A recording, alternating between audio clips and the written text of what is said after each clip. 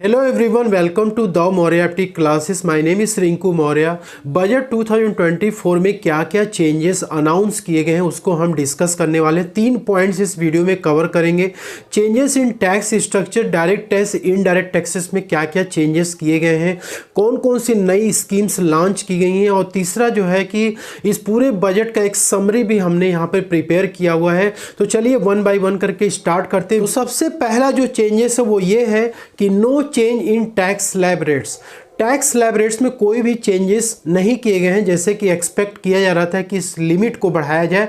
तो old tax regime में 5 लाख रुपए तक की इनकम पे कोई भी टैक्स नहीं लगता था और वही कंटिन्यू रहेगा 2024 और 25 में। सिमिलरली न्यू टैक्स रेजिम में जो आपका इनकम था वो 7 लाख रुपए तक यहाँ पर टैक्स फ्री कर दिया गया है। इनफैक्ट जो ITR फाइलिंग की जो लिमिट है वो 3 लाख रुपए है, लेकिन उसके बाद भी यदि आपका टैक्स बनता है तो न्यू टैक्स रेजिम में आपको रिबेट मिल जाता है। तो 7 लाख रुपए तक की इनकम पे कोई टैक्स नहीं है। स्टैंडर्ड डिडक्शन यहाँ पे 50,000 रुपये तक का आपको मिलता है। ओल्ड टैक्स रेजिम में भी आपका यही था।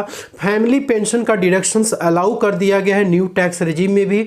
80 CCD 2 का डिडक्शंस, इसके लिए काफ़ी लोग एक्सपेक्टेशन कर रहे थे कुछ लिमिट्स यहाँ पे बढ़ेगी, लेकिन कोई भी चेंजेस 2024 में बजट में नहीं किया गया है। 80 CCH जो अग्निवीर कॉर्पस के लिए ये सेक्शन 2023 बजट में ही इंट्रोड्यूस किया गया था और ये अभी भी ऐसे ही कंटिन्यू रहेगा। ITR फाइलिंग 2024-25 का जब आप स्टार्ट करेंगे तो वहां पे न्यू टैक्स रेजिम आपको बाय डिफॉल्ट मोड में देखने को मिलेगा।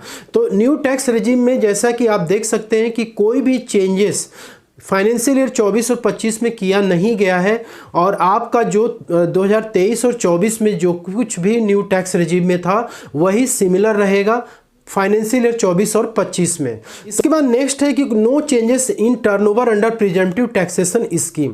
प्रिजेंटिव टैक्सेशन स्कीम में लोग एक्सपेक्ट कर रहे थे कि जो टर्नओवर की जो लिमिट है, यानी जो लोग प्रिजेंटिव टैक्सेशन स्कीम में अपनी ITR को फाइल करते थे उनकी जो लिमिट है सेक्शन 44 AD में बिजनेस के लिए 3 करोड़ रुपए की लिमिट 2023 में इंक्रीज की गई थी, और बजट 2024 में एक्सपेक्ट किया जा रहा था कि इसकी लिमिट को थोड़ा बढ़ाई जाए, लेकिन अभी भी 3 करोड़ रुपए की ही लिमिट है। और जो लोग प्रोफेशनल है सेक्शन 44 ADA में उनकी लिमिट भी 75 लाख रुपए की गई थी पिछले साल, और इस साल कोई भी लिमिट में इंक्रीमेंट नहीं किया गया है। तो 44 AD और 44 ADA में 3 करोड़ और 75 लाख की जो लिमिट है ये फाइनेंशियल ईयर 24-25 में भी कंटिन्यू रहेगी, लेकिन कंडीशन ये है कि आपका जो कुछ भी टर्नओवर है, जो रिसीट है, वो 95% डिजिटल मोड में होना चाहिए। तो बजट 2024 में गवर्नमेंट ये क्लेम कर रही है ITR फाइलिंग 2.4 टाइम्स इंक्रीज हो चुका है। 4th पॉइंट पे गवर्नमेंट ये कहती है कि ITR प्रोसेसिंग की जो टाइम है वो 93 डेज से 10 डेज में आ चुका है। आप सब लोग क्या इस पॉइंट से आप एग्री करते हैं? क्या आपका भी ITR 10 डेज में प्रोसेस हुआ था फाइनेंशियल ईयर 22 और 23 का? अभी 23-24 का स्टार्ट होगा, तो देखना यह है कि गवर्नमेंट जो क्लेम कर रही है इसमें कितनी सच्चाई है। नेक्स्ट है लॉन्ग टर्म में शॉर्ट टर्म कैपिटल गेन, काफ़ी इंपॉर्टेंट है शेयर मार्केट इन्वेस्टमेंट और म्यूचुअल फंड को लेकर के। इसमें भी लोगों का एक्सपेक्टेशन था कि कुछ गवर्नमेंट अनाउंसमेंट करेगी, लेकिन जैसे पहले रेट लग रहा था वही रेट अब आपको 24-25 में भी देखने को मिलेगा। Long term capital gain tax 1 lakh के ऊपर यदि आपका कोई भी गेन होता है म्यूचुअल फंड में सेलिंग करने से या शेयर मार्केट में इन्वेस्टमेंट करने से, तो 10% का रेट वहां पे पहले था और अभी भी है। और short term capital gain tax के में है 15% का टैक्स अभी भी कंटिन्यूड बना हुआ है। म्यूचुअल फंड और शेयर मार्केट में यदि आपको लॉस होता है तो उस पर कोई भी टैक्सेस जो है यहाँ पे नहीं लगाए जाएंगे, सिर्फ और सिर्फ गेन पे टैक्स लगेगा।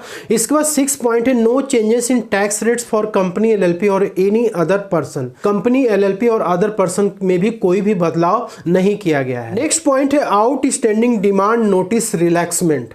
जिन लोगों का फाइनेंशियल ईयर 9 और 10 तक 25,000 रुपये तक का आउटस्टैंडिंग डिमांड नोटिस अभी भी पेंडिंग पड़ा हुआ है, या फिर जिनका कि फाइनेंशियल ईयर 10-11 से लेकर 14-15 तक में 10,000 रुपये तक का यदि आउटस्टैंडिंग डिमांड है, तो फाइनेंशियल 2024 और 25 में ये डिमांड आपकी खत्म हो जाएगी। गवर्नमेंट ये दावा कर रही है 2024 बजट में कि इससे 1 करोड़ लोग जो है बेनिफिट उनको मिलेगा।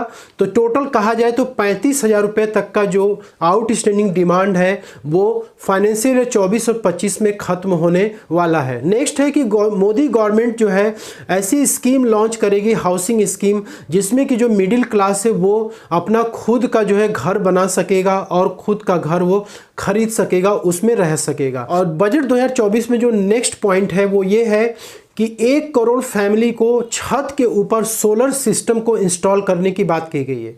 इससे क्या होगा कि 300 यूनिट्स जो इलेक्ट्रिसिटी है वो फ्री में लोगों को 1 करोड़ लोगों को डिस्ट्रीब्यूट किया जाएगा। जो एक्सेस इलेक्ट्रिसिटी होगी वो डिस्कॉम को डिस्ट्रीब्यूट कर दिया जाएगा।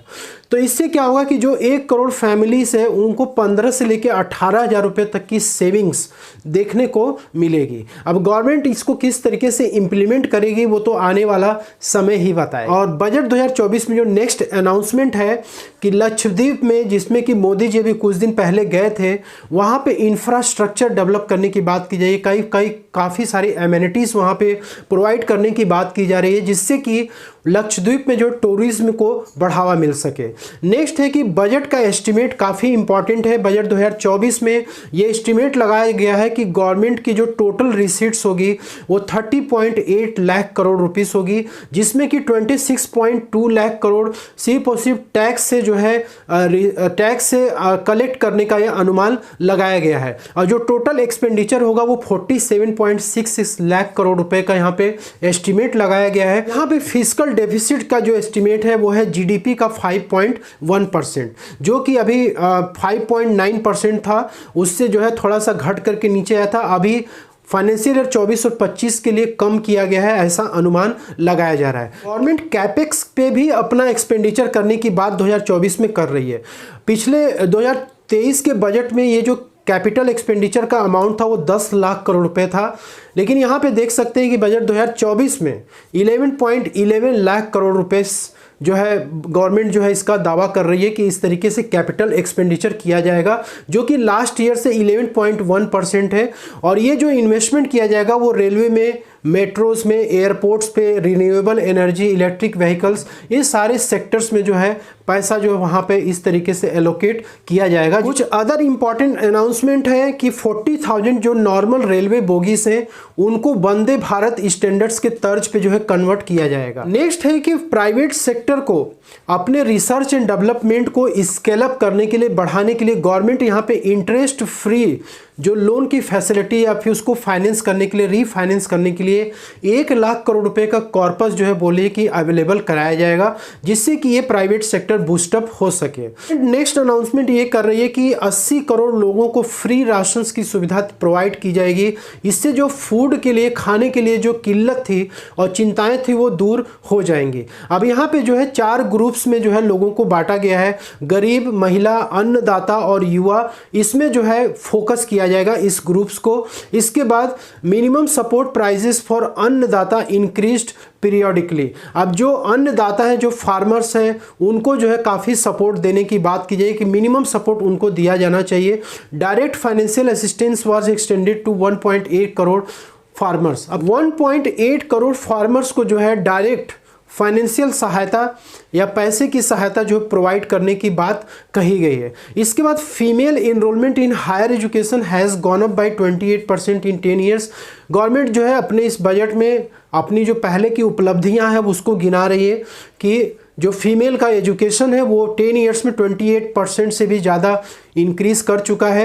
Average real income has increase by 50%।